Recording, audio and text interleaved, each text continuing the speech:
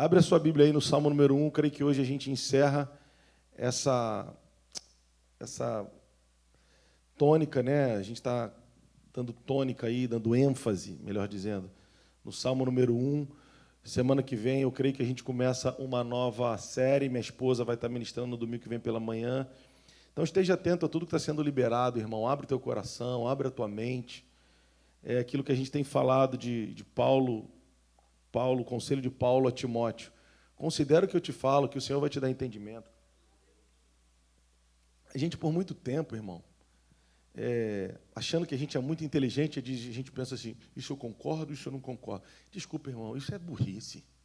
Se nós estamos falando da palavra de Deus, considera o que está sendo liberado, que o Senhor vai te dar entendimento. É o Senhor, quando você estiver meditando, que vai te ajudar a separar aquilo que é dele, de fato, do que foi falado, e o que é excesso do que foi ministrado. Mas se a palavra de Deus é a base do que está sendo ministrado, recebe no teu coração, leva para o teu lugar secreto, e lá o Senhor vai te dar entendimento.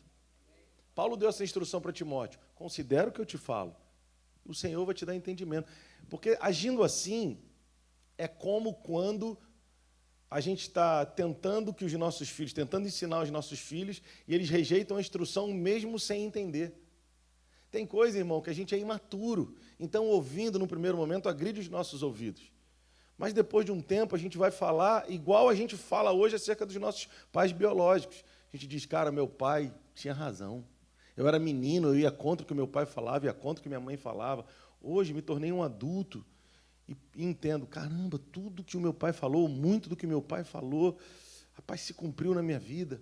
Aí a gente começa a ter os nossos pais como heróis, de fato, né? Considerar os nossos pais como heróis. Mas quando somos meninos, a gente acha que o nosso pai é chato, adolescência, não é isso? Ah, meu pai é chato, minha mãe é chata. Assim é na nossa jornada com o Senhor. Ah, isso aí eu concordo, isso aí eu não concordo, isso é coisa de menino. Considera o que está sendo falado, que o Senhor vai te dar entendimento no tempo certo. Amém? Quem está comigo nessa manhã? Glória a Deus. Então, relaxa. Você não veio aqui para ficar tenso. Você não veio aqui para entregar a sua vida por isso. O Senhor já fez isso. A gente só tem que fluir. Amém? Salmo número 1, você já sabe, e eu vou enfatizar 3 aspectos aqui nessa manhã, e eu queria ser bem objetivo. Algumas coisas pode ser que eu vou falar parecido com o que você já ouviu, mas fica tranquilo, que mesmo que o texto seja o mesmo, a palavra é nova a cada dia. Fica tranquilo. Fica tranquilo que antes de ser o pastor, eu achava que eu tinha que pregar uma palavra a cada encontro, cada semana. Se eu pregar 5 vezes, eu teria que pregar 5 mensagens. Até tenho, mas depois que você amadurece, e graças a Deus eu aprendi isso cedo no ministério, tem semana que se eu pregar 5 vezes, eu prego a mesma mensagem de segunda a sexta, de terça a domingo, e o Senhor vai operar, irmão. Amém? Glória a Deus. Então vamos lá, Salmo número 1. Bem-aventurado o homem que não anda segundo o conselho dos ímpios, nem se detém no caminho dos pecadores, e nem se assenta na roda dos escarnecedores. Diga comigo, mas antes tem o seu prazer na lei do Senhor, e na sua lei medita de dia e de noite. Diga mais uma vez, medita de dia e de noite. Diga comigo, ele é como a árvore plantada junto ao ribeiro de águas. Junto ao ribeiro de águas, ou a corrente de águas, que no devido tempo dá o seu fruto, e cuja folhagem não murcha, e tudo quanto ele faz prosperará. Diga comigo, prosperará. Ou, em outras versões, será bem-sucedido. Diga comigo, bem-sucedido.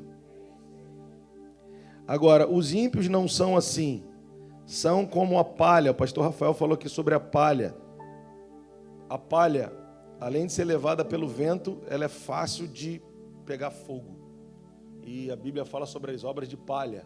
São obras que vão ser consumidas pelo fogo do juízo de Deus. A Bíblia está dizendo que os ímpios não são assim. A vida deles, logo, o que eles produzem, são como a palha que o vento dispersa. E aquilo que eles constroem serão facilmente consumidos pelo fogo do juízo. Porque o versículo 5 diz, é por isso que os perversos não prevalecerão no juízo, e nem os pecadores na congregação dos justos, pois o Senhor conhece. Você pode repetir comigo, conhece? Você pode repetir, conhece? O Senhor conhece Ele não ouviu falar. A gente precisa parar desse negócio, como o pastor Rafael falou muito bem. A gente precisa parar com esse negócio. Até deixa eu colocar algumas coisas aqui. Essa empresa que você tem, deixa eu te dizer, irmão, você não tem nada. Irmão, você já parou para pensar que essa noite foi um milagre para mim, para você estarmos aqui? Se o Senhor quisesse e fizesse assim por alguns minutos, nós não estaríamos.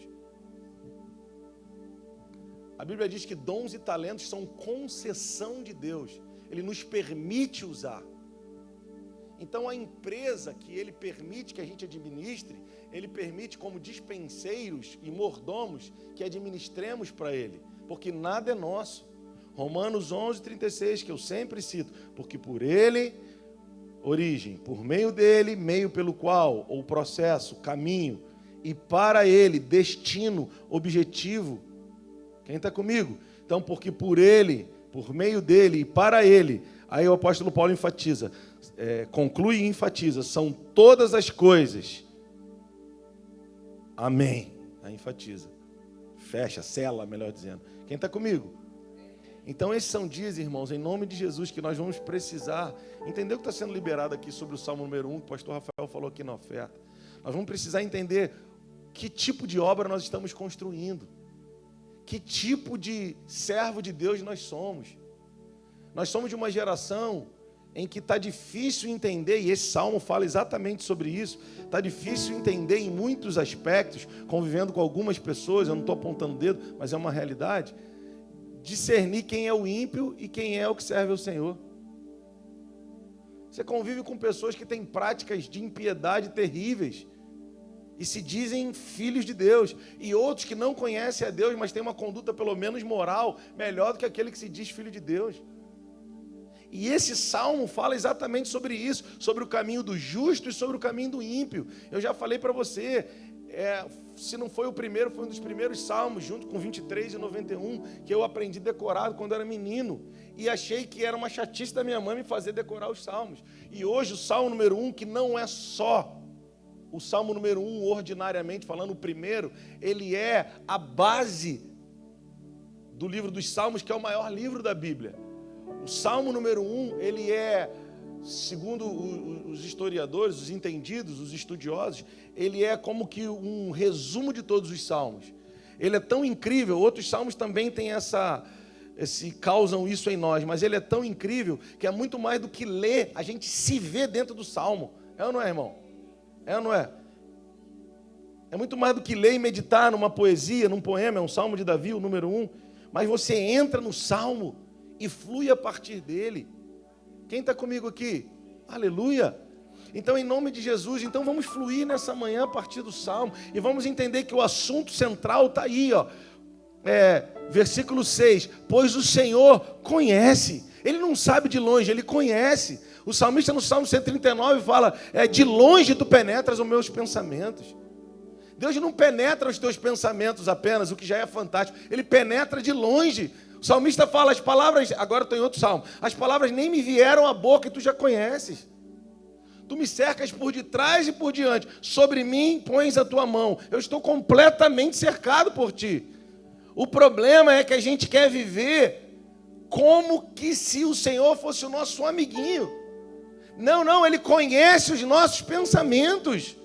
Ele sonda os nossos pensamentos, Salmo 139, Ele sonda o nosso interior. Então, em nome de Jesus, relaxa. Não fica tenso nessa manhã. Relaxa. O versículo 6 diz, pois o Senhor conhece o caminho dos justos. Então, ele está dizendo assim, a tua garantia vai ser andar em justiça. Em justiça, né? Porque parece injustiça quando eu falo rápido. Agora, uma vez alguém me perguntou, o que é justiça, pastor? A justiça de Deus.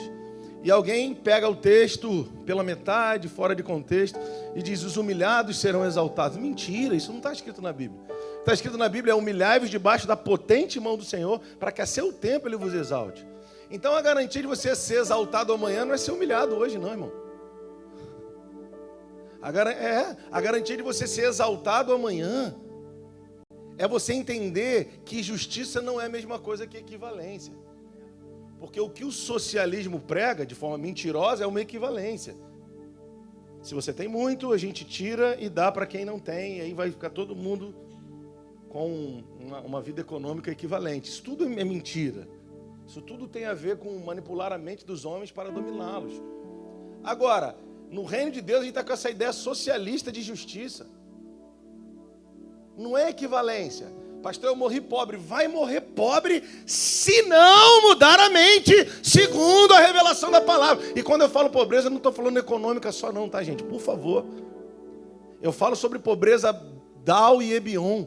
Uma é a pobreza circunstancial, a outra é a existencial. O cara pode estar quebrado emocionalmente, financeiramente, o aspecto familiar pode ter dado uma ruptura, mas se ele tem uma mente de pobreza existencial, aí é ruína.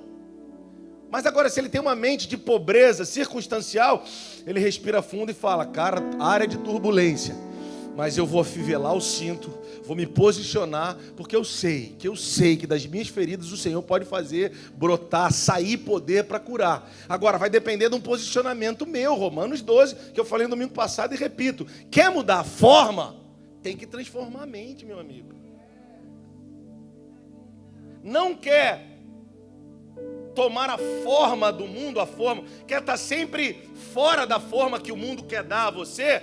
Transforma a mente, que quando o mundo fala, agora eu peguei ele com essa forma, com a forma da avareza, aí você renova a sua mente, deixa o seu coração ser dilatado e se torna mais generoso. A forma da avareza não te pega. Aí quando a forma da impureza sexual, aí você está buscando o Senhor, renova a sua mente. Quando a forma da impureza sexual quiser te pegar, ela não te alcança, porque é uma forma desse mundo. Não tomem a forma, não se amoldem aos padrões desse mundo. Quando ela quiser te pegar, cara, você está mudando a mente, você está em Romanos 12 com força, você está mudando a mente, metanoia o tempo todo. Não toma a forma do mundo, você vai sendo renovado. Vai mudando de glória em glória. Então, qual é a palavra que a gente sempre usa para ministrar sobre justiça? É a palavra no grego que fala de posição que se deve ter. Então, justiça não é equivalência. Não é se hoje eu não tenho, amanhã eu terei. Se hoje eu não sou, amanhã eu serei. Eu vou falar um pouco mais sobre isso. Não é sobre pobreza circunstancial, mas é existencial. O cara que está numa condição existencial caída, mas se circunstancial caída, mas se a mente dele não está caída, está buscando renovação, certamente ele vai se levantar. É como o tanque vazio de um carro que vai receber combustível e vai andar de novo. Agora, o que vive a pobreza circunstancial, ou melhor, existencial, ele perde até o que dá para ele. Tem gente que ajuda e está sempre perdendo. É um problema aqui, ó. Quem está comigo aqui, gente? Amém? Você está comigo? Então, justiça é a palavra que a gente usa. No grego fala de posição que se deve ter. Então, quando você pensar em justiça bíblica a partir do Novo Testamento, entenda, é a posição que se deve ter. Tem um exemplo, pastor? Tenho. Jesus vai para ser batizado por João no Rio Jordão e João fala, eu que tenho que ir a ti e tu vens a mim. Ele está dizendo, tu és maior do que eu. Porque João anunciou no deserto da Judéia, vem alguém que é maior do que eu não sou digno nem de desatar a correia das sandálias. Eu que tenho que ir a ti, tu vens a mim. Sabe o que Jesus disse para ele? Deixa, para que se cumpra a posição correta que meu Pai estabeleceu. Você é o batizador e eu me submeto ao teu batismo. Sabe qual é o problema, irmãos? Nós queremos viver a prosperidade de Deus sem nos submetermos às posições que Deus estabeleceu para que fosse do jeito que Ele quer. Irmão, simples assim. Eu sei que não é o caso aqui, eu não estou apontando dedo para ninguém, e isso diretamente não nos afeta, mas é um conselho para a geração. Quando a pessoa diz assim, pastor, comecei um trabalho na minha casa. Irmão, a gente já tem tanto trabalho, você está querendo entrar num trabalho que Deus não te autorizou, Ele pode até ter te chamado, mas talvez não te autorizou ainda. Vou te dar um sorriso, irmão. Vou te dar um exemplo. Uma vez a gente foi alugar uma loja que era um prostíbulo. Essa ideia de dominar o mundo, né? E aí o segurança lá falou assim, se eu fosse você, eu ia para outro lugar, porque aqui é um prostíbulo e tal. E eu falei assim, não, o Senhor já nos entregou, queridos. Aleluia. Enfim, fui para casa, resumindo a história. Fui para casa, fui orar, o Senhor falou, quem te disse que eu quero te dar aquilo? Não, Senhor, mas aonde eu pisar o meu pé, você vai me dar como herança. Cara, um dia a gente vai pregar só sobre isso. Porque primeiro ele fala de onde eu te enviar, depois ele fala onde você pisar o pé. Primeiro é um envio, irmão. E se ele me enviou, aí eu piso o pé aonde ele me enviou. Agora, se eu não tenho uma palavra de envio, eu vou me auto-enviar? Que loucura, gente. Só crente para ter uma mente assim, né, irmão? E aí o Senhor me censurou e falou, não te mandei para lá. Eu não te autorizei. E aí eu voltei atrás. O problema é que a gente está com muita emoção, querendo salvar o mundo, mas eu gosto do conselho de Paulo para Timóteo, salva-te a ti mesmo. Vou repetir um eita e um glória a Deus, me ajudou só um pouquinho. Salva-te a ti mesmo. Vamos ler esse versículo, deixa eu achar ele aqui. Quem está comigo aí nessa manhã? Você está entendendo, irmão? Em nome de Jesus, tem uma frase que eu já falei muito, aqui eu acho que eu não falei ainda. Se você puder até repetir comigo, diz assim, ó. Desautorizados, você pode repetir comigo? Desautorizados não autorizam. Desautorizados não autorizam. O problema é que a gente está... Estou só achando o versículo, a gente vai falando mais lento, né?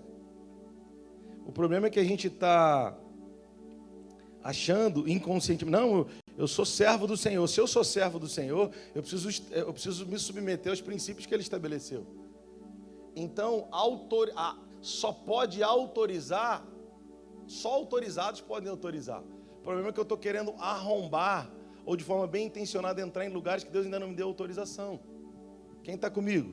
Então, só abrir um parênteses aqui para falar desse conselho de 1 Timóteo, abre comigo aí rapidinho, por gentileza, para a gente ganhar tempo. Do conselho de Timóteo, de Paulo para Timóteo aí, ó. 1 Timóteo capítulo 4,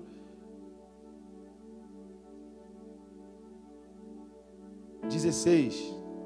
Em algumas versões fala salva-te a ti mesmo.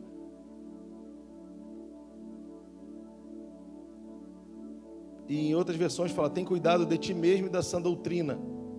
Continua nessas obrigações, ou nesses deveres, ou nessas atribuições, porque fazendo assim, você vai salvar a ti mesmo e aos teus ouvintes.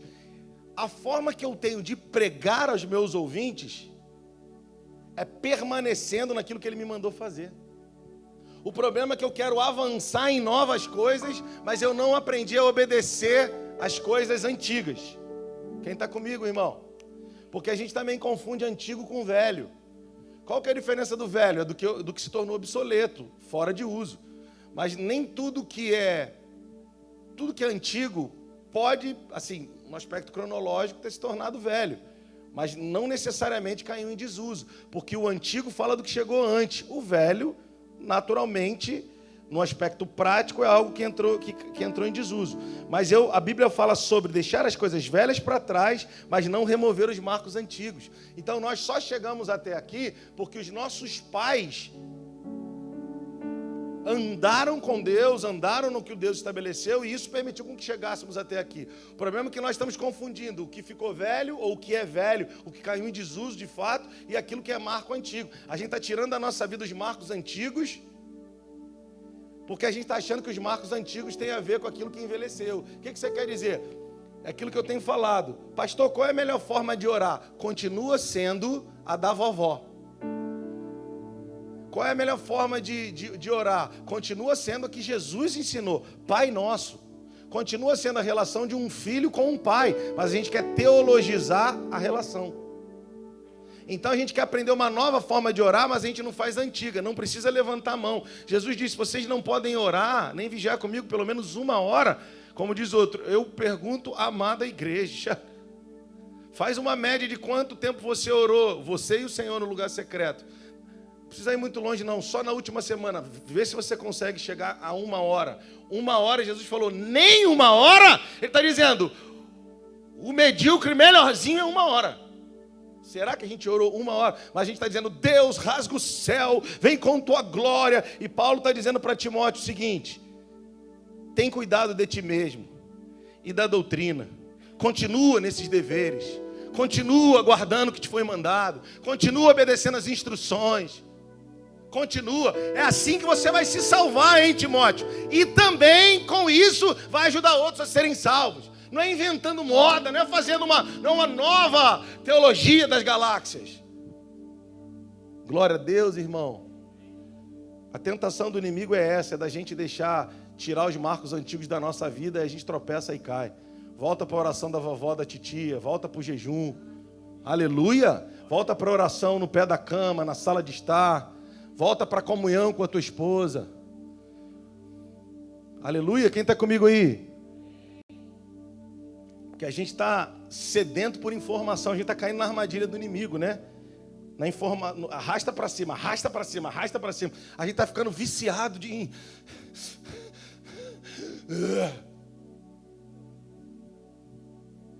E está perdendo a base da vida. E muitos de nós... Deixa para lá, vamos entrar no Salmo número 1. Vamos lá, Salmo número 1, volta lá comigo. Quem está animado com Jesus? Então deixa eu ressaltar aqui 3 aspectos do Salmo número 1, que você já sabe então, fala sobre o caminho do justo e o caminho do ímpio. Amém? Eu quero ressaltar 3 coisas aqui rápidas e me ajuda aí para ser rápido mesmo. Quando eu falo rápido não é de forma displicente, assim, relapsa, mas é de forma objetiva, tá? Primeira coisa que eu queria ressaltar do que o Senhor está falando no nosso coração nesses dias sobre o Salmo número 1, eu vou te ensinar 3 coisas que o Senhor tem ensinado a mim. O versículo 1 diz, bem-aventurado o homem que não anda segundo o conselho dos ímpios. Eu não vou falar sobre não andar no conselho dos ímpios, nem se deter no caminho dos pecadores, e nem se assentar na roda dos escarnecedores, porque de alguma forma eu dei uma certa ênfase a isso nos últimos encontros. Mas o que eu quero te falar é que não fazer é a primeira forma de fazer. Vou repetir. Bem-aventurado o homem que não. Presta atenção, irmãos e irmãs, nesses dias, em nome de Jesus, não fazer é a primeira forma de fazermos algumas coisas importantes na nossa vida. O problema é que a gente está tão ávido por querer aprender como fazer, e o Senhor está nos dando uma chave. Não fazer. E não fazer de diversas formas, que muitos até fazem, é uma das principais formas de fazer coisas importantes e fundamentais que eu quero que vocês façam. Não sei se você está entendendo. Porque ele não começa dizendo, bem-aventurado o homem que faz. Ele está dizendo, bem-aventurado o homem que não faz. Olha que coisa interessante. Rapidamente, vai comigo lá para Mateus capítulo 6, que nós vamos ver em pelo menos 3... Deixa eu abrir primeiro, que se mulher que abre e fala, né? Eu não sei. Pronto, abri. Nós vamos ver aqui em 3 princípios que o Senhor Jesus deixou estabelecido para nós, que primeiro, antes dele dizer para a gente o que fazer, ele disse e nos ensinou como não fazer, como a primeira forma de se começar a fazer. Olha aí, Mateus capítulo 6, versículo 16. O que diz aí? Na minha Bíblia diz assim, ó, quando você for jejuar, não se mostre de forma contristada. Porque a primeira coisa que a gente é tentado a fazer quando vai jejuar, querido, aí você manda mensagem pro cara, uma vez um cara trabalhando pra gente numa prestador de serviço, aí o cara atrasou. Aí deu de tarde, eu falei pro irmão, cara, que cuida disso pra gente lá na igreja, eu falei, cara, liga pra esse cara, bicho, cadê ele? Aí conseguiu falar com o cara de tarde, aí o cara, o Espírito Santo me pegou, cara. Eu falei, ficou em transe, né, filho? Aí deixou de trabalhar. Porque a gente tem mania de pensar que ser espiritual é mostrar o quanto a gente transcende. Não, irmão. Ser espiritual é aprender a viver nessa terra. Como homens e mulheres espirituais que somos, mas num corpo, com uma alma. O que é princípio? Qual é o princípio do jejum? A gente está confundindo muito as bolas. Pastor, estou fazendo jejum de Coca-Cola. Não, isso é voto, irmão. Tem o seu valor, eu não vou entrar nisso aqui, tem muito equívoco hoje na forma de fazer, não vou entrar nisso.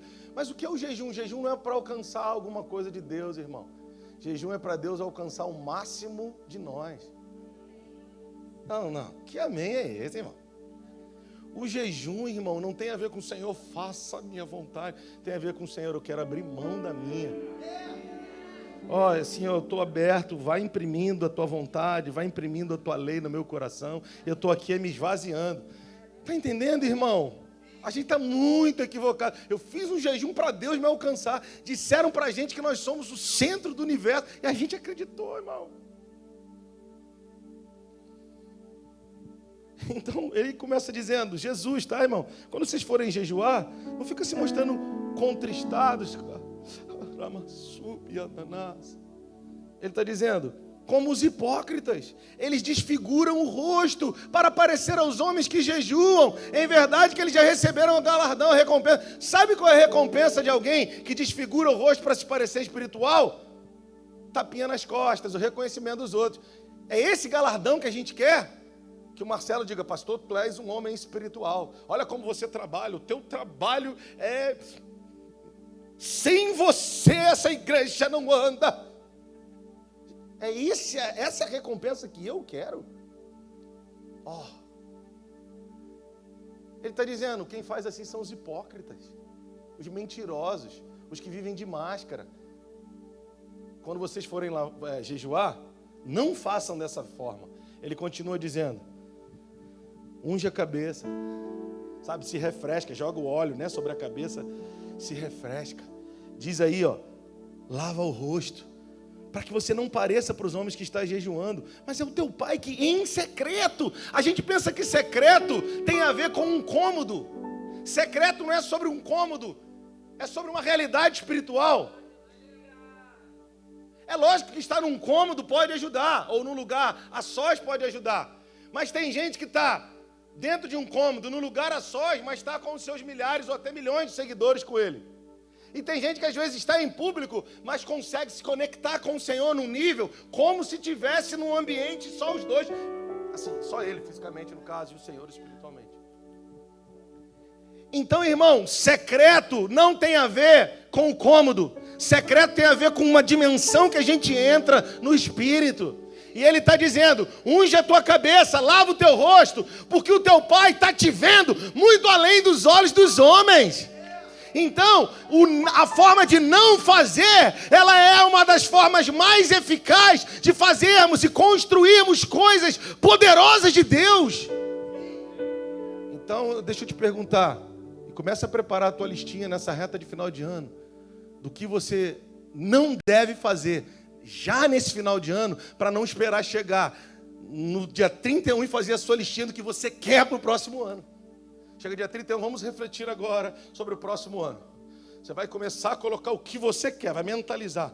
Ei, irmão, começa a mentalizar agora primeiro o que a Bíblia está te dizendo. O que você não deve fazer. Qual horário que você não deve acordar. Quais são as pessoas que você não deve andar mais. Que é para falar, a gente fala, né, irmão? Quais são as manias que você não deve mais ter e que Deus vai usar a gente para bater doído. Sim. Quem está comigo nessa manhã? Falando sobre um princípio poderoso. Jejum, vamos para outro? Agora lá no versículo 2. Quando você der esmola, não toque trombeta diante de ti. Como fazem quem? Os hipócritas. Está doando? Não diz para todo mundo o que está fazendo. Claro, às vezes você dá um testemunho com o coração correto, pode e deve dar. Mas o problema é que nós somos de uma geração que gosta de aparecer. E usamos as redes sociais para mostrar, para a gente se mostrar ao outro como a gente é bom. Não há problema nenhum você usar a rede social para mostrar o que você está fazendo. Ainda mais se você tem o seu negócio. Tem que mostrar. Mostra em nome de Jesus. Vende, irmão. O problema é que todos os dias a gente precisa dizer, Deus, assim, em nome de Jesus, mas não deixa a vaidade tomar o meu coração, porque senão eu produzo só para postar. O pecado está em vamos produzir só para postar, para de alguma forma aparecer. Agora, não, eu trabalho com isso e o Instagram, as redes sociais de uma forma geral, hoje é a vitrine. Faz isso, irmão, paga, impulsiona, faz tudo que você tem que fazer, mas só vai cuidando do coração. Agora, voltando para o aspecto da esmola, não toca trombeta diante de ti, como fazem os hipócritas nas sinagogas e nas ruas, para serem glorificados pelos homens. Em verdade, vos digo que eles já receberam a recompensa. Qual que é a recompensa? Ô Daniel, você é um cara bom, hein, Valéria? Vocês são bons. Essa é a recompensa? Que medíocre. Amém? Então, ele diz, em verdade, vos digo que já receberam a recompensa. Tu, porém, ao dares a esmola, nem a tua mão esquerda tem que saber o que faz a tua mão direita. Irmão, está dizendo, nenhuma mão precisa saber da outra. Ai, ai, ai. Olha que nível. Quem está comigo aí? Então você pode repetir comigo. Não fazer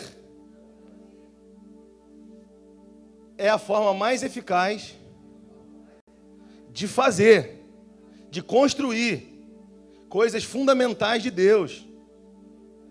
Amém? Agora olha aí o versículo 5. Então falamos sobre jejum rapidamente, né? Sobre esmola. Agora olha aí o versículo 5 de Mateus 6. E quando você for orar, não seja como os hipócritas, porque eles gostam de quê?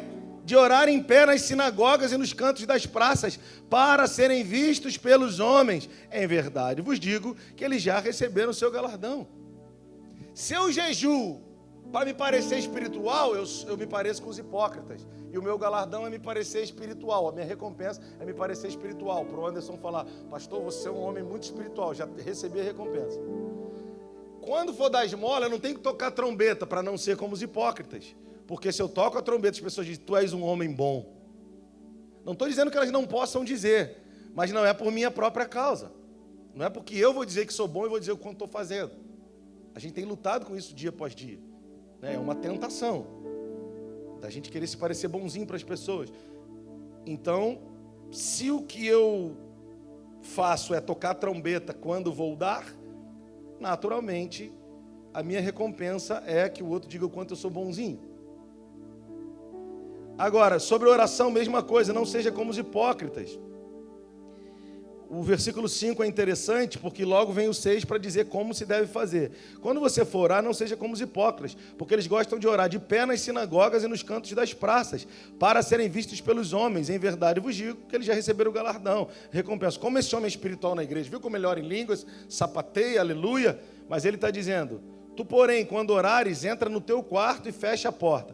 O quarto aí fala mais de um cômodo do que o secreto, teu pai que está em secreto. Então, qual é a forma de fazer? Pastor, eu não devo orar em público? Não, presta atenção. O versículo 5 fala que nós não temos que orar em público de pés nas sinagogas. Sinagogas, leia-se, entenda-se, igreja, lugar de reunião pública. E aí o versículo 6 vem exatamente para nos ensinar, então, não fazer como no versículo 5 está e fazer como no versículo 6 está. Então, no 5 fala de não orar em pé nas sinagogas, né? Ou seja, com a intenção de ser visto pelos homens. E o 6 diz como eu devo fazer primeiro para validar caso eu faça o segundo, e que eu devo fazer o segundo. Mas sem antes o primeiro, aí eu estou fazendo como hipócrita. Então explica, pastor. O 6 diz, entra no teu quarto, fecha a porta, desenvolve uma relação de intimidade com o Senhor. Porque quando você fizer assim, aí a tua expressão pública de oração e de adoração não vai ser hipocrisia. Porque não adianta, eu não tenho vida devocional, mas na igreja eu sapateio, rodopio, falo em línguas, falo em mistério, ajudo, aleluia. Eu preciso cumprir Mateus 6,6. E aí tudo que eu fizer em público, lembra que eu te falei já, Atos 1,8, fala da dinâmica de desenvolvimento da igreja primitiva, mas fala também da dinâmica de desenvolvimento da vida do obreiro. Jerusalém, Judéia, Samaria e confins da terra. Pensando Jerusalém como a base, né, para o desenvolvimento da missão da igreja primitiva, lá no livro de Atos, mas pensando na nossa própria vida, Jerusalém fala da nossa base, e a nossa base é a nossa casa. Só vai dar certo em Judéia, Samaria e confins da terra o que der certo em Jerusalém. O problema é que eu quero alcançar as nações, mas não corrigir a minha casa. Então não tem como orar em pé nas sinagogas como um super profeta do avivamento se eu não tiver alinhado a minha vida no devocional. Porque sem essa é hipocrisia. Mas essa, com essa, ou essa é uma extensão dessa. Se eu desenvolvo uma relação no íntimo com o Senhor, o que acontece em público é consequência. É desenvolvimento, é desdobramento. Agora, só em público é hipocrisia. Ai. Quem está comigo? Tem uma outra forma aí também que ele diz. Ele fala isso no 5, depois diz como deve se fazer no 6. Aí depois ele diz também como não fazer de novo no 7. Jesus é incrível, a palavra é fantástica, né? Ele nos cerca de todos os lados. Ele diz, não queiram se parecer com os hipócritas que gostam de mostrar espiritualidade em público. Mas também, vocês vão entrar no quarto e fazer desse jeito. Mas quando entrar para fazer do jeito que tem que fazer, não faz também como gentios, não, versículo 7. Eu não estou apontando o dedo, eu quero falar primeiro de mim. Porque quantas vezes eu me vejo rezando no lugar da oração? O que seria rezar no lugar da oração? Eu ajoelho e falo, Senhor Jesus, Tu conheces o meu... Esse jeito de orar assim é da minha mãe, né? Tu conheces o meu coração, ó Pai. Aí começo a pregar para o Senhor. Se você tiver coragem, igual a mim, assim, eu estou tendo coragem de me expor, quem quando se vê está dando uma pregadinha para Jesus aí na oração? Os outros são tudo espiritual, né, cara? Eu gosto disso. Gosto de gente assim. Irmão, em nome de Jesus, irmão. A maioria das vezes quando a gente vai orar, a gente está querendo pregar para Jesus. É igual nossos filhos. Quem aqui, agora você vai levantar a mão. Se não levantar, porque o coração é ruim mesmo. Brincadeira. Quem aqui, seu filho adolescente ou pré-adolescente, gosta de pregar para você? Os outros são tudo boa. Esse povo aqui vai ser arrebatado, irmão. Filho adolescente, pré-adolescente, gosta de pregar para nós. É igual a gente orando, irmão. A gente quer ficar pregando para Deus quantos boletos a gente tem para pagar, quais as lutas que a gente vai enfrentar. E aí ele está dizendo aqui, quando vocês forem orar, não fiquem usando de vãs repetições. Em outras palavras, ficar repetindo, vocês estão jogando palavras fora e perdendo tempo. Vãs repetições. Como os gentios fazem, ele está dizendo. Os gentios falam do povo que não tem originalmente aliança com o Senhor, não tinha originalmente aliança com o Senhor. Todos os povos da terra que não são judeus. Quem está comigo até aqui? Ele está dizendo, não faz assim não. Porque os gentios, eles acham que por ficarem repetindo, a gente fala, não pastor, mas eu não oro 20 Ave Maria e 20 Pai Nosso. Não é sobre repetir a oração.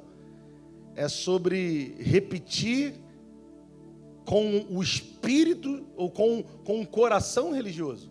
Você pode usar palavras diferentes, mas cheio de religiosidade. Pai querido, tu sabes, Senhor, abre aquela porta para mim. Ele está dizendo, não faz isso não. Eu não ia nem falar sobre isso, mas eu quero te ajudar. Um dia a gente fala mais sobre isso. Porque aí depois ele entra na oração do Pai Nosso. Aí ele diz no versículo 9, portanto, quando vocês forem orar, orem assim. Pastor, o que é a oração do Pai Nosso? Se você quiser, anota aí para nunca mais esquecer, porque muitos de nós aprendemos que a oração do Pai Nosso, já falei isso aqui, é o suprassumo da cristandade. Mas a oração do Pai Nosso, os discípulos aprenderam porque perguntaram a Jesus como eles deveriam orar, porque os discípulos de João já sabiam orar e eles queriam aprender a orar. E Jesus, depois de dar essas instruções, falou, depois de dizer como não, aonde, como, com que coração, o versículo 6, ele diz, agora vocês devem orar assim. Então a oração do Pai Nosso, a partir do versículo 9, ela não fala de uma forma. Você pode repetir comigo, só para fixar, repete assim, a oração do Pai Nosso. Fala mais forte, a oração do Pai Nosso não é sobre uma forma, é sobre uma consciência. Quando vocês forem orar, ele diz, vocês devem orar assim, é com essa consciência. Eu não vou entrar muito só para você entender, com que consciência? Ele já começa dizendo, Pai Nosso, não é mais com a consciência de que eu vou orar por mim, de que eu vou ficar pedindo as minhas coisas. É um lugar que eu preciso entrar, de entender que eu oro de fato, quando eu aprendo a orar pelo Pai Nosso, pelo Pão Nosso, pelo Perdão Nosso, que nada mais é meu como uma criancinha pidona. Tudo é nosso e nós somos de Cristo, do Cristo de Deus. que você quer dizer? Em nome de Jesus, eu quero declarar sobre a sua vida que você vai aprender a interceder por sua família, você vai aprender a interceder por sua igreja, você vai aprender a interceder pela tua cidade, você vai aprender a interceder mais do que botar faixa e bandeira e ir para a porta do quartel, vai interceder pelo teu presidente. Em nome de Jesus, nosso presidente, aleluia. Quem está comigo aí? Amém? Então percebeu que uma das formas mais eficazes de fazermos e construirmos coisas em Deus é não fazermos muitas ou algumas. Como jejuar? Primeiro preciso aprender como não jejuar. Como dar esmola? Primeiro preciso aprender, ou como posso ofertar? Primeiro preciso aprender como não fazer. Como orar? Primeiro eu preciso aprender como não orar. Porque a gente está querendo fazer. Aí você vai falar assim, pastor, mas que coisa interessante. Dá para abrir comigo rapidinho em Gênesis capítulo 3? Diz assim, o 2, versículo 16, de Gênesis 2. E o Senhor Deus lhe deu esta ordem: de toda árvore do jardim comerás livremente, mas da árvore do conhecimento do bem e do mal não comerás, porque no dia em que dela comerdes, certamente morrerás. Você tem liberdade para comer de todas as árvores do jardim, mas aprenda a não comer daquela, porque senão certamente morrerás. Quem está comigo? O problema é que a gente aprendeu de forma equivocada. Uma coisa interessante que Adão aprendia todos os dias que Deus vinha ter com Adão na viração do dia, sobre bem e mal com o próprio Deus. Satanás fez um estrago tão grande por causa do pecado na vida do homem, que nós pensamos que para aprender sobre bem e mal, a gente precisa conhecer o mal. Vou explicar. Sabe aquela coisa assim, o pai foi terrível, mas se converteu. E o filho nasceu num lar evangélico e passou a andar com Jesus. O inimigo vai bombardeando a cabeça do pai de tal forma que se o pai não estiver ligado com o Senhor, ele pensa assim, ele acredita e passa a pensar assim, cara, meu filho vai ter que ir para a boemia, lá do lado de fora, para aprender as coisas que eu aprendi. Olha que coisa interessante. Meu filho vai ter que passar pelas mesmas coisas que passei. Aí na cabeça dele, não dá para esse moleque nascer, ser criado na igreja e casar virgem. Se eu estive lá do lado de fora, fiz tudo o que fiz, aprendi sobre a vida. Não. Aprendeu sobre bem e mal com Satanás. Mas Deus quer ensinar sobre bem e mal, Ele mesmo ensinar, sem que a gente precise tocar no que é mal. Não sei se você está entendendo isso. Em nome de Jesus, se o inimigo tenta trazer esse tipo de pensamento à tua mente, eu quero declarar, em nome de Jesus, nossos filhos não vão precisar aprender sobre bem e mal, provando do mal. Se você concorda comigo, me ajuda aí, levanta suas mãos. Eu quero declarar que em nome de Jesus, nós não operamos mais segundo o primeiro Adão. Nós não mais operamos segundo o primeiro Adão, o último Adão, o primeiro alma vivente, mas o último, Jesus Cristo, Espírito vivificante. Ele nos libertou do império das trevas, Ele nos transportou para o reino do Filho do seu amor. E em nome de Jesus nós queremos declarar que onde abundou o pecado na minha e na tua vida, superabundou a graça na vida dos nossos filhos. Tanto superabundou o pecado como superabundou a graça. Superabundou aí está no passado, porque já aconteceu na eternidade.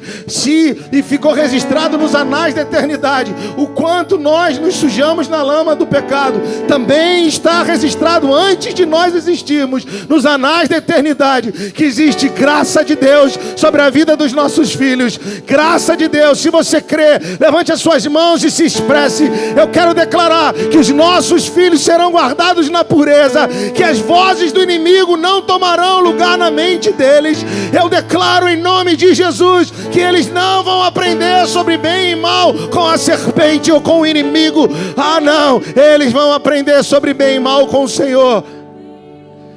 A proposta de Deus é: viva, usufrua da vida, coma de tudo que eu coloquei à disposição, mas aprenda a me honrar, guardando de não comer, ou se guardando em não comer só desse fruto, ou do fruto dessa árvore.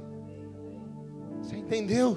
Que existe uma forma eficaz de fazer, antes de começarmos a fazer, que é não fazermos algumas coisas. Quantos estão comigo aqui nessa manhã e podem se expressar? Você está comigo aí, você pode se expressar.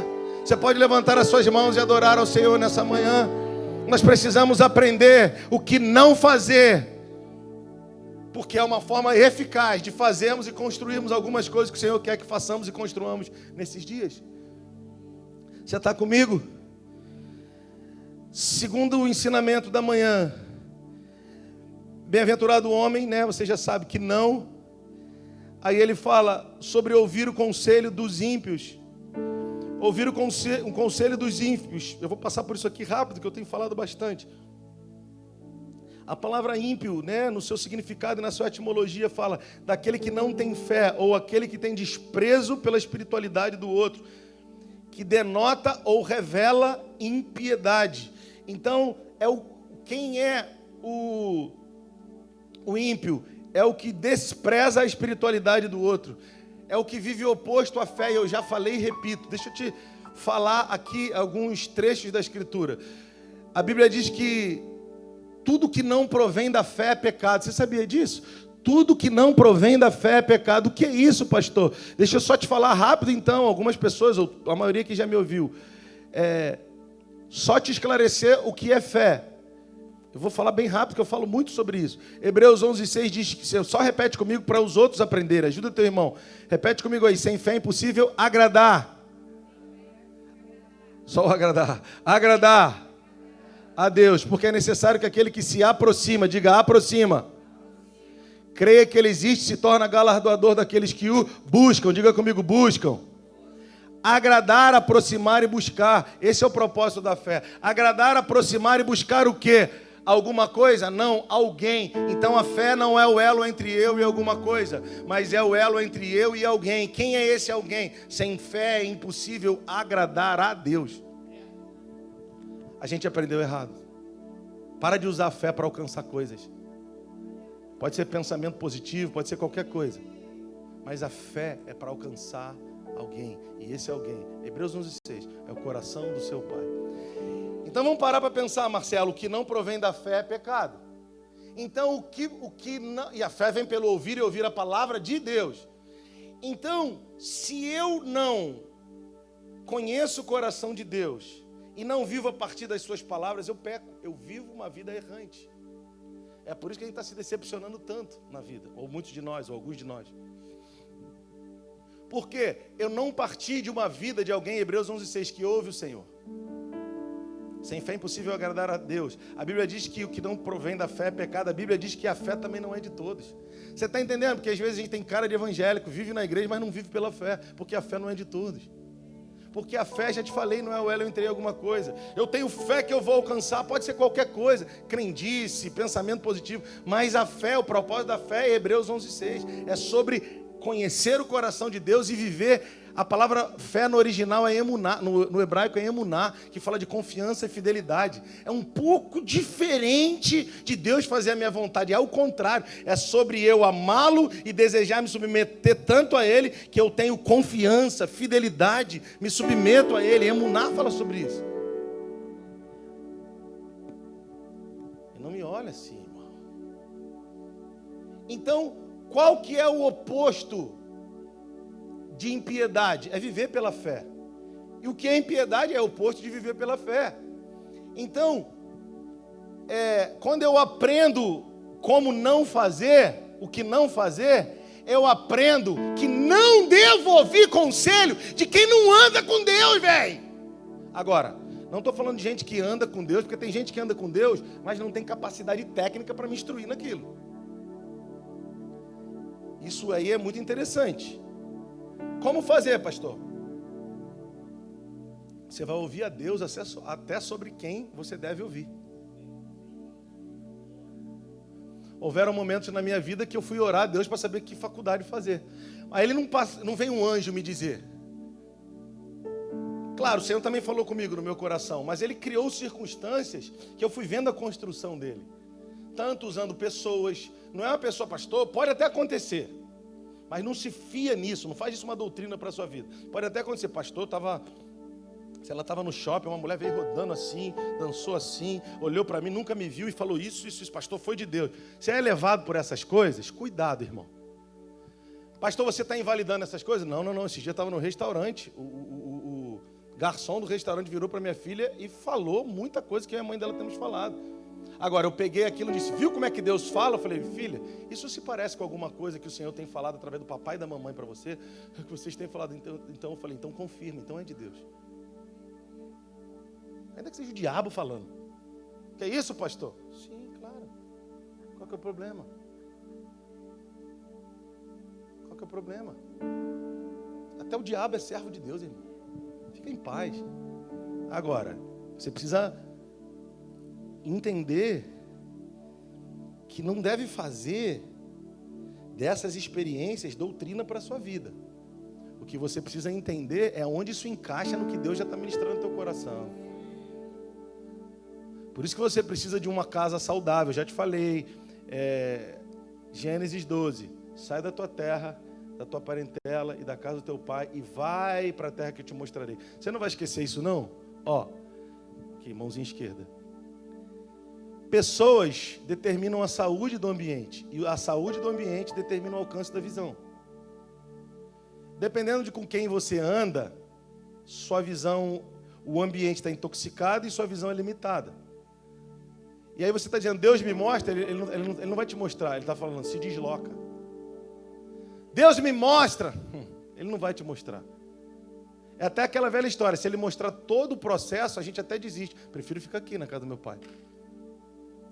Igual o filho pródigo. Eu vou voltar para a casa do pai. Ele voltou com a mesma cabeça, irmão. O pai era bom. Ele não estava convertido, não. Os dois pensavam igual, de forma comercial. Vou voltar para a casa do meu pai, que lá os trabalhadores do meu pai têm abundância de pão. Não é sobre a abundância de pão do pai, é sobre quem o pai é. Eu não sei se você sabe que ali a parábola não é nem sobre o pródigo, que a gente louva tanto, e nem sobre o ressentido, que pensa igual ao pródigo. É sobre o filho maduro que está contando a parábola. É sobre Jesus. O que você quer dizer com isso, pastor? Então, Gênesis 12. Sai da tua terra e da tua parentela, da casa do teu pai. Esse ambiente está viciado. Sai daí, se desloca. À medida que você se deslocar, eu vou ampliando a tua visão, eu vou ampliando a tua visão. Isso é fé, quando eu ouço e me movo. Fé não é sentimento, fé é atitude. Fé não é alguma coisa que eu sinto, fé é uma convicção que me toma o coração por aquilo que eu ouvi do Senhor e me movo segundo a palavra dele. E essa convicção vai fazer com que eu me faça alianças com o homem que ele quer que eu faça aliança. E vai fazer com que eu rompa relações, desculpa se essa frase pega pesado, parece pesado para você, com quem ele quer que eu rompa relações. Pastor, eu não concordo. Então, com o mesmo Abraão, Anderson, ele disse assim, ó, deixa Ló, brother. Mas Ló era a próxima geração, era o sobrinho filho. Deixa Ló, velho. Ele só passou a enxergar o caminho claro da terra quando ele deixou Ló. E como diz outro, pasmem, senhores, Ló fala de... O nome de Ló no hebraico significa venda sobre os olhos, ou véu sobre os olhos. Então, tem relações que estão tapando os seus olhos e você não está percebendo. Por favor, não usa isso de forma... Vai para a internet, não. É para você trabalhar, deixar Deus trabalhar no seu coração. Aí aquela velha história. Aí depois Deus vai e pede Ismael. Pediu Ló. O que Deus queria com esse Abraão? Pede Ló. Depois pede Ismael, que era o filho da permissão, não era o da promessa. E depois pede Isaac. O Senhor foi acoando Abraão. Irmão, não fica triste comigo, Deus está te acoando nesses dias. Existe essa palavra? Acoando? Sim ou não? Encurralando, essa aí é mais conhecida, né? Nesses dias. Por quê, pastor? Porque Deus é mau? Não, porque Ele é bom. Porque Ele quer que você dê todos os seus pontos de apoio na mão dEle. Sabe quando teu filho está arredio, você fala, dá na mão aqui do papai, que eu já vi esse pedaço de pau que está batendo na tua irmã, rapaz. O Senhor está dizendo, dá para mim teus pontos de apoio, tua força, dá para mim. Me dá Ló. Me dá Ismael. Me dá Isaac.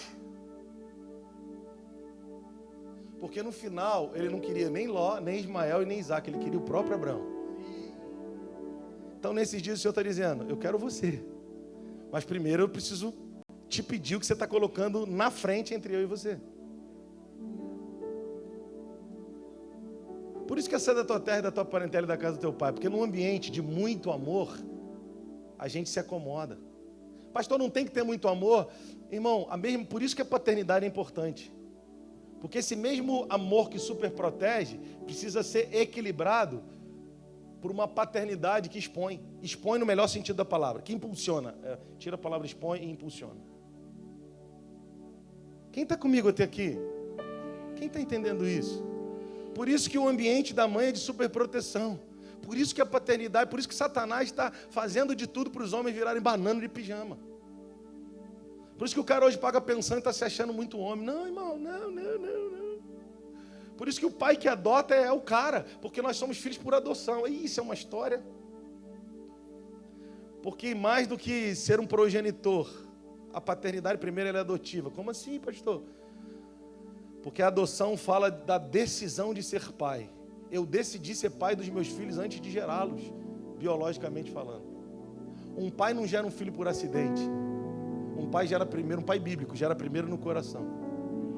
Para que quando o menino nasce, ele já sonhou com o menino. Ele já amou o menino ou a menina. É sério que eu te falo.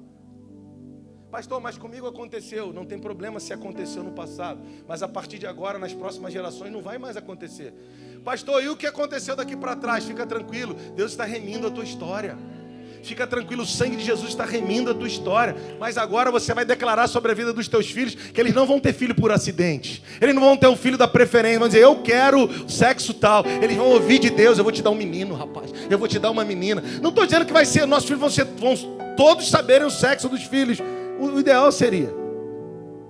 Mas eu não estou dizendo que vai ser 100% assim. Mas eu só estou dizendo que os nossos filhos estarão tão ancorados no coração de Deus, que até isso, e principalmente isso. Aliás, deixa eu fazer como diz outro merchan. Aleluia. Eu acabei de escrever um livro e acabou de chegar, graças a Deus. Não sei que dia que a gente vai botar para vender, eu não sei. Mas o nome do livro é Pai, a Voz que Dá Destino. Eu falo exatamente sobre isso que eu estou falando. Que é a voz do pai que cancela sentenças sobre a vida de um filho e libera destinos. Mas fiquem tranquilas, as mães solteiras, eu falo de 2 personagens que os filhos não tiveram pai por perto. Um foi Icabode, que teve um pai terrível. E o outro é Jabez, que não teve o pai por perto. E a mãe disse, esse é filho de dor, esse é filho de sofrimento. Como diz o outro, você vai ler o livro, Deus vai curar a tua vida, mulher. Deus vai curar a tua história, teu menino vai entrar num lugar poderoso em Deus. E se eu tivesse essa palavra que o meu pastor deu, eu colocaria como último capítulo, mas quem sabe vai para o outro livro. Quando ele fala de Isaías, canta ao estéreo que não deste a luz, mais serão os filhos da estéreo do que daquela que podia dar a luz. Quero declarar, se você teve uma história difícil na criação dos teus filhos, é mãe solteira, viveu coisas terríveis, eu quero dizer em nome de Jesus que teu filho vai ser próspero. E ouso dizer, como o profeta Isaías, e ainda vai ser mais próspero do que muitos que nasceram em casas e famílias estruturadas. Eu quero declarar que aonde abundou o pecado, superabundou a graça. Se você crer, receba aí em nome de Jesus. Eu não tenho muito tempo mais aqui para ministrar nessa manhã. Eu não nasci para 40 minutos, irmão. Não nasci de verdade. Amém? Quem está comigo aí? Bem-aventurado o homem que não vai ouvir conselho dos ímpios, mas vai. Porque se ouvir conselho dos ímpios, olha que coisa interessante. Eu preciso entrar na reta final. Mas olha a equiparação, eu vou juntar o versículo 1 com o 4, tá? Amém? Eu vou juntar o versículo 1 com o 4. Deixa eu abrir aqui. Salmo número 1.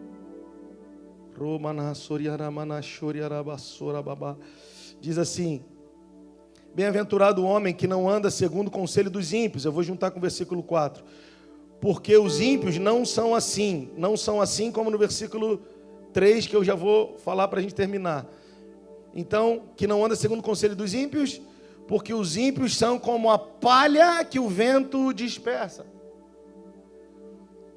O homem que aprendeu que não fazer é uma forma poderosa de fazer, ele decidiu, aprendeu e decidiu não andar segundo o conselho dos ímpios, decidiu meditar na lei do Senhor. E já te falei, se precisar meditar e ter prazer na lei do Senhor, e precisar de uma forcinha, ande com homens e mulheres que têm prazer na lei do Senhor, que eles vão te ajudar. Para de andar com gente que vive oposto à palavra de Deus, senão eles vão te puxar para o lado dele. Pastor, eu sou muito crente. Lembra do testemunho de Paulo para Timóteo: salva-te a ti mesmo, cuida dessas coisas, e o teu progresso vai ser manifesto a outros. Outros vão ser salvos porque você cuidou de cuidar da porção que o Senhor colocou na sua vida. Para de querer salvar o mundo no primeiro momento. Tem um amém aí? Então, se você versículo 1, o homem que não anda segundo o conselho dos ímpios, versículo 4, porque eles são como a palha que o vento dispersa, ou seja, palha que o vento dispersa, fala de instabilidade, diga comigo, instabilidade, fala de não frutificação, fala também de não continuidade. Então, se eu ouço conselho de ímpios, a minha vida vai ser uma vida relapsa, sem estabilidade, vai ser uma vida fácil de se perder, não haverá continuidade, a gente se mata para viver a vida, os nossos filhos pegam caminhos opostos.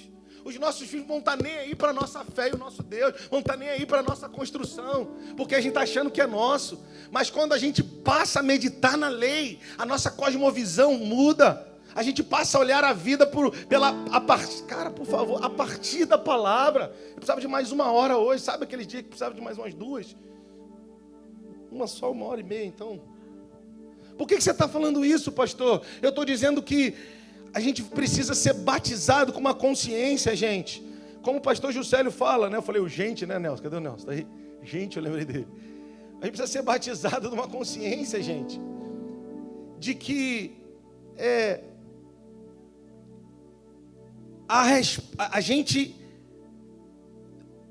as nossas respostas, como a gente reage, fala mais de nós do que aquilo que a gente fala, mais da gente do que o que a gente fala e do que as nossas ações. Então, por exemplo, se eu medito na lei, eu encho a minha alma da lei do Senhor. Quando eu estiver diante de afrontas, de insinuações, de dedo apontado, a minha reação vai ser a partir da minha cosmovisão. A minha reação vai ser bíblica. A minha reação não é sobre ser vaquinha de presépio, ela não é sobre ser o bonzinho das galáxias, mas é sobre ser sábio quando precisar ser, a partir da palavra que eu medito.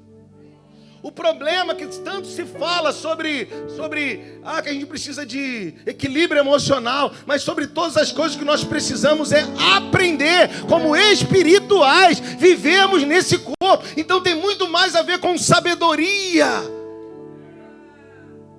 E é o que eu já falei e repito, você quer informação e conhecimento? Leia livros. Você quer instrução? Ande com mentores. Mas se quer sabedoria, Tiago nos ensina, ore e peça a Deus. E eu ouso dizer que inteligentes e gente que foi muito bem mentoreada vai trabalhar para homens sábios nesses últimos dias.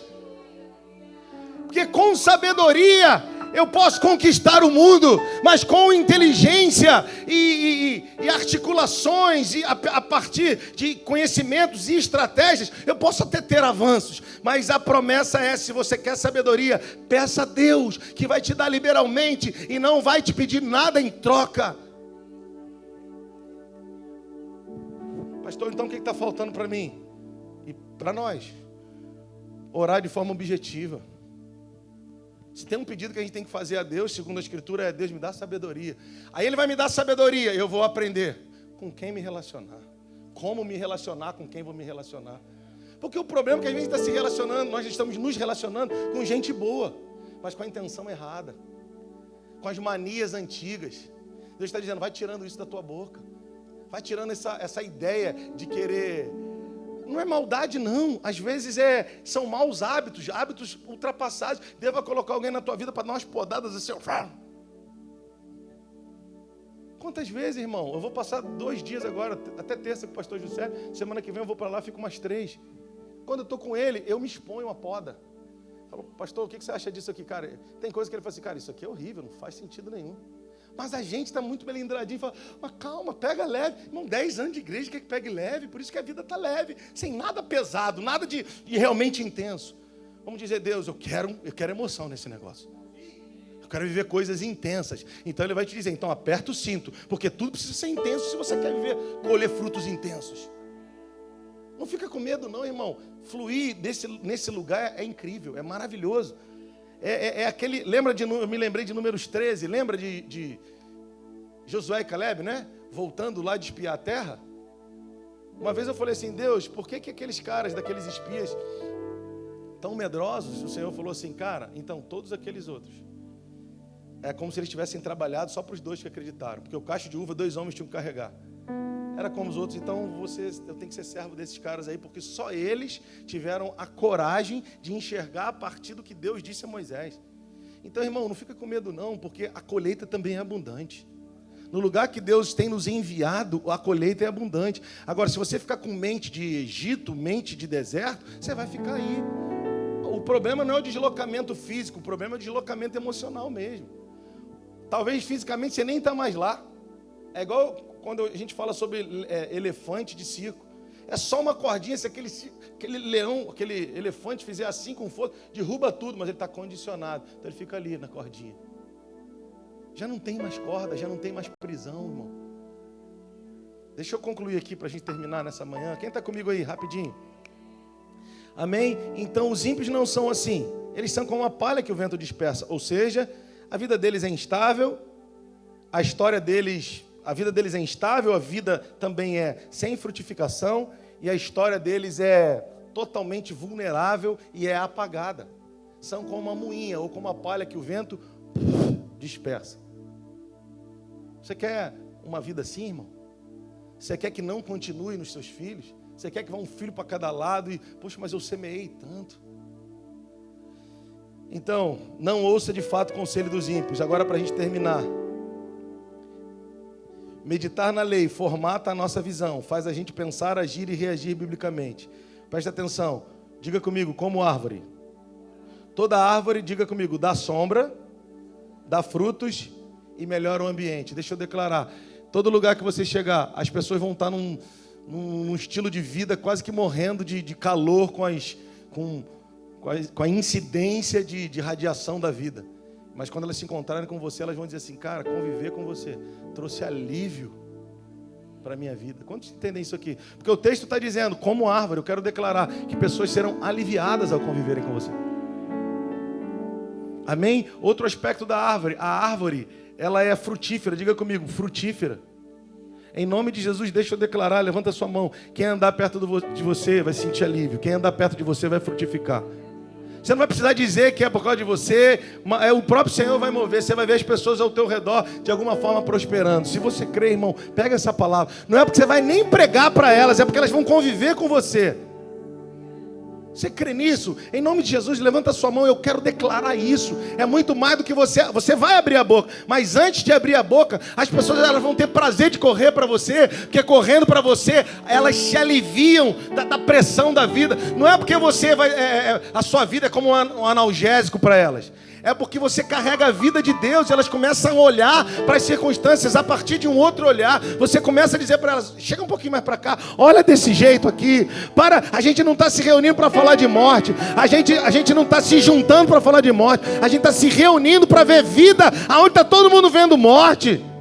Você vai impulsionar, encorajar pessoas para olharem para cenários ruins, como Deus encorajou Ezequiel em Ezequiel 37, e vai dizer, poderão reviver esses ossos. E pessoas que antes respondiam como Ezequiel e como eu, Senhor, seja feita a tua vontade, elas vão aprender a dizer comigo e com você, tá bom, se você está me mostrando esse caos, em nome de Jesus, ó Pai, me fala o que você quer, eu vou entrar nesse caos. E Ele vai dizer, entra e começa a liberar a vida, e começa a liberar a vida, e nós vamos liberar a vida sobre a nossa família, nós vamos liberar a vida sobre as pessoas que conviverem conosco, e nós vamos vendo o Senhor fazer. Por quê? Porque nós não nos juntamos para falar de morte, nós nos reunimos para profetizar vida, e nós vamos ver vida nascendo nos lugares que o Senhor está nos levando, as pessoas que Ele está trazendo a nós.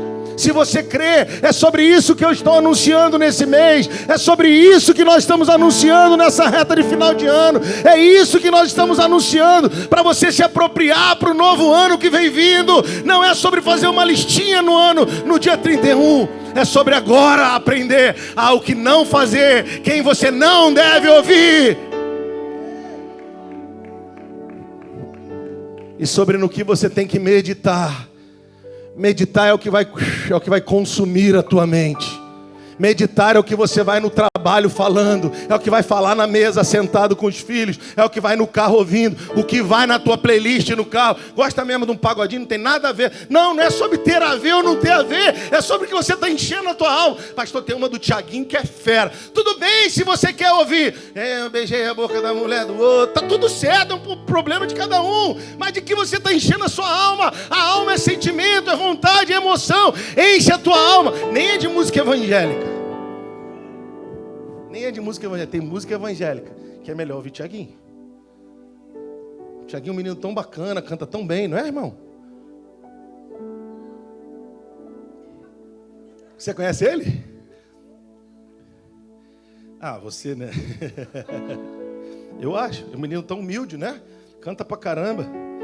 Porque a gente tá ouvindo, às vezes, música evangélica, achando também que tá arrebentando. Irmão, olha só, você tem não vou te confundir, não. Você tem o Espírito de Deus. Vai dar play. Mesmo que tenha nome de quem vive, pode já estar morto faz tempo. Você tem o Espírito de Deus, não é tudo que leva ao nome de Deus que pertence a Ele, irmão. Jesus se tornou uma das marcas mais vendáveis do mundo. Aprenda a discernir, você vai botar 30 segundos, o teu Espírito vai falar assim, cara, isso vem de Sião, isso vem do céu. Você tem o Espírito de Deus, irmão. Se tiver alguma dúvida, pergunta pra gente. Mas você tem o Espírito de Deus, você vai dizer, cara, isso aqui... Se você quiser ser um mais bereano, é simples. Analisa a letra da música. Não é só a tadinha da menina que sofreu pra caramba. E que com razão também, né? Aquela da Vitória com sabor de mel. Tem outras. Tem outras que são antibíblicas na letra.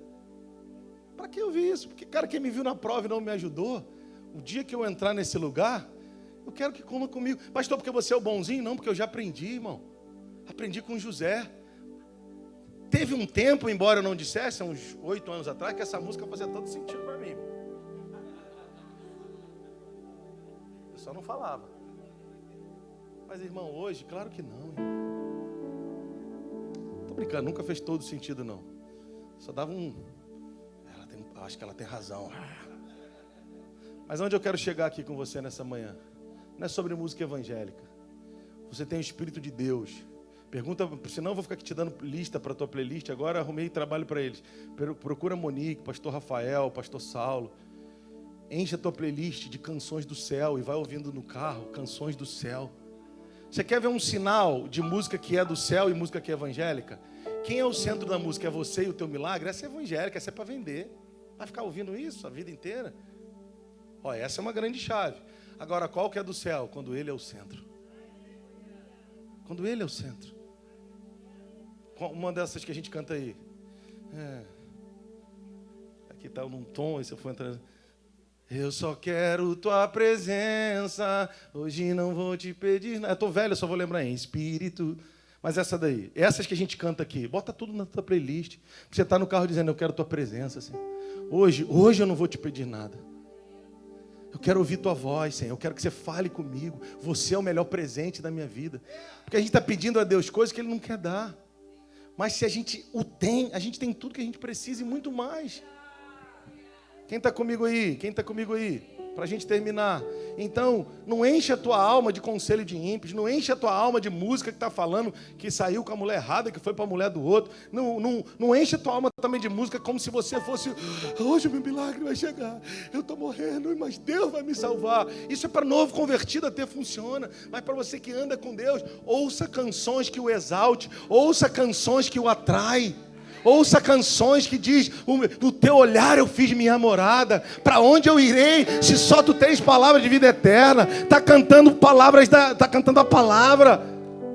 Aleluia, bota na tua playlist, vai no teu carro dizendo, vem Deus, enche meu carro, vem Deus, enche aqui o meu escritório, vem Deus, enche o meu coração, que as minhas emoções dê lugar às tuas emoções, que os meus pensamentos dê lugar aos teus pensamentos, porque os meus são baixos, Isaías 55, são de homens, mas os teus são mais altos, os teus são eternos, me movendo a partir dos teus pensamentos, eu me movo nos teus lugares, mas com os meus pensamentos eu só ando em lugares baixos.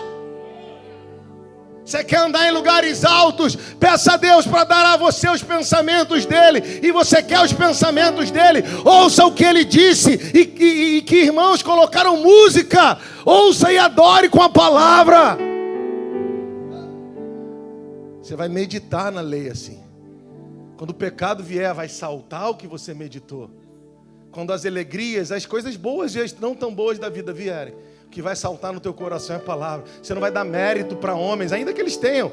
Você vai dar mérito para a vontade de Deus.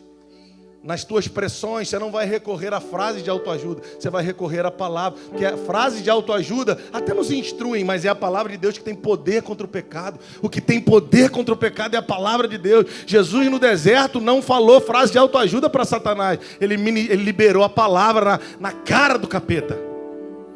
Quem está comigo aí, irmão? Mas antes tem o seu prazer na lei do Senhor, e na sua lei medita de dia e de noite. E eu vou terminar aqui, eu não vou entrar em coisas que eu gostaria muito de entrar. Eu não sabia que ia demorar tanto. Mas antes tem o seu prazer na lei do Senhor, e na sua lei medita de dia e de noite. Agora repete comigo. Eu vou só falar. Repete comigo. Ele é, ou diga, eu sou, como árvore plantada. Não sei se você já percebeu, irmão, o texto diz como árvore plantada. Irmão, alguém te plantou aí. Alguém te plantou aí. Eu queria terminar aqui, mas eu não queria, sabe? Porque talvez você se esqueceu. Não fica triste com a frase que eu vou usar, é só para depois te falar o que você tem se tornado. Você foi a mais esculachada da tua família, minha irmã.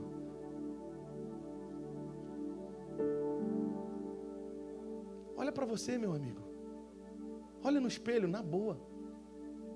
Talvez você foi o cara que mais tomou pescotapa na rua, mais moca. Lembra da moca? Eu não quero entrar em lugares mais profundos, porque não é o dia aqui, nem a hora. Mas talvez foi abusado em algum nível. Mas sabe o que o salmista está dizendo? Que eu e você, quando entendemos isso, nós somos como árvore plantada. Eu vou ali desligar, porque aqui o Senhor me pegou. O Senhor te plantou na casa dele. Quando eu olho para a minha vida todos os dias, eu achei que eu seria como um dos meus amigos de infância e de juventude. Tive muitos que se perderam de forma grosseira, terrível. Mas a graça do Senhor um dia, porque os nossos pais meditavam e amavam o Senhor, fez com que Ele nos tirasse de onde nós queríamos nos plantar. E nos trouxe, Mário, e nos plantou na sua casa. Irmão, eu me converti com 19 anos. Tudo que eu não queria era estar na casa de Deus. Tirando habilitação, malhando, começando a fazer faculdade. Eu falei, cara, é agora que eu tive uma adolescência pesada, eu zoei bastante, mesmo com pouco tempo. Mas com 19 anos eu falei, cara, agora é a hora. E Deus falou, não, eu vou te arrancar daí. Eu não achei que seria, eu achei que seria agora, talvez com 40. Eu vou te arrancar daí, eu vou te firmar na minha casa. Quando eu me converti, foi a certeza de que Deus estava me tirando de um lugar e me plantando em outro. Eu nunca mais fui a mesma pessoa. Eu passei a amar a igreja. Eu tenho um amor pela igreja de Jesus que você não imagina. Pelo culto, sabe? Eu gosto de culto. Eu gosto de estar em comunhão com os irmãos. Porque Deus me plantou. Mas eu não queria num primeiro momento. Sabe o que eu quero te dizer? Você que está aqui nessa noite. Hoje você está de cara limpa. Hoje você está de cabeça erguida. Hoje você pode dizer, eu amo Jesus, pastor. Essa manhã eu acordei às 6 da manhã e busquei a face dele. Pastor, essa semana no meu escritório, na minha clínica, onde quer que você trabalhe, no meu carro. Pastor, a presença de Deus me encheu. Sabe por quê? Porque um dia você estava lá, você estava longe, mas Ele te pegou e te plantou na casa dele. Então bendito é o homem que vai meditar na lei do Senhor, porque ele será, ou ele é, não é será, ele é como a árvore plantada. Plantada onde? Não é plantada em qualquer lugar, é junto ao ribeiro de águas. Sabe qual é a certeza de que você vai prosperar e frutificar? É o lugar que você está plantado. Acredite em mim, a igreja é o oásis de Deus nessa geração desértica. A igreja é a arca de Deus nessa geração, cujo dilúvio do juízo dele vem vindo aí.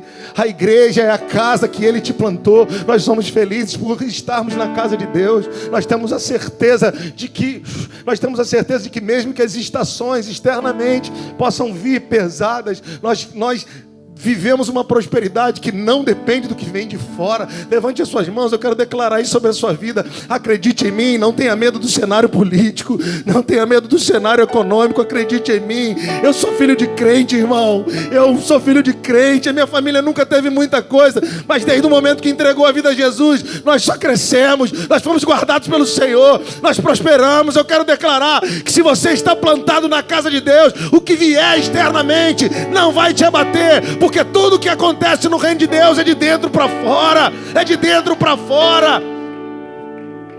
E você está plantado no seu homem interior, na casa de Deus. Suas raízes estão no rio de Deus. Isso garante frutificação, garante estabilidade, garante folhas verdes. Folhas verdes fala de vida, mesmo em meio a cenários que externamente queiram que você seque. Eu quero declarar que o segredo não está na beleza externa, num primeiro momento, ou quando você tem no banco, ou você é bonito ou feio. O segredo está aonde Ele te plantou. Você foi plantado, Ele te plantou. E tendo sido plantado aí, conectando com Jeremias 17, plantado junto ao ribeiro de águas. Em Jeremias 17 fala, estende as suas raízes para o ribeiro. Você foi plantado aí, agora o teu trabalho é estender as raízes para o ribeiro. Levante as suas mãos, cara, é estender as suas raízes para o ribeiro. Eu quero declarar que esses são dias. Pega esse mês de dezembro que está vindo aí e busque o Senhor com intensidade. Já falei e repito, não teologize a tua relação com Ele. Nesse mês de dezembro, entra no teu escritório, levanta suas mãos e fala, Deus, me dá sabedoria para gerir os negócios que você me permitiu administrar. Me dá visão para entrar mais profundo. Me ajuda a alcançar o coração dos clientes. E que minhas mãos sejam as tuas mãos. Que as operações que eu fizer abençoe de tal forma que eles indiquem a outros. Porque sobre todas as coisas eu quero te glorificar naquilo que tu tens me dado talento para fazer. Se você crê, se expresse, irmão. Aleluia. Diga comigo, plantado junto ao rio. Diga com força aí, plantado junto ao rio, junto à corrente de águas, para dar o fruto na estação própria. Eu vou desligar aqui, senão já era. Para dar o fruto na estação própria. Diga comigo, dar o fruto na estação própria. Quero declarar que você não vai ficar nervoso e ansioso para juntar. Eu não estou falando sobre administrar e não guardar recursos. Eu só estou falando que você não vai juntar porque o mundo vai acabar amanhã. Eu quero dizer que você vai poupar e investir com inteligência para multiplicar recursos. Porque o crente desassocia uma coisa da outra, né? Entendeu, Jonatas? Uma coisa é não juntar com medo de amanhã o mundo acabar. Outra coisa é multiplicar talentos. Nós somos obrigados a multiplicar o que Deus colocou nas nossas mãos.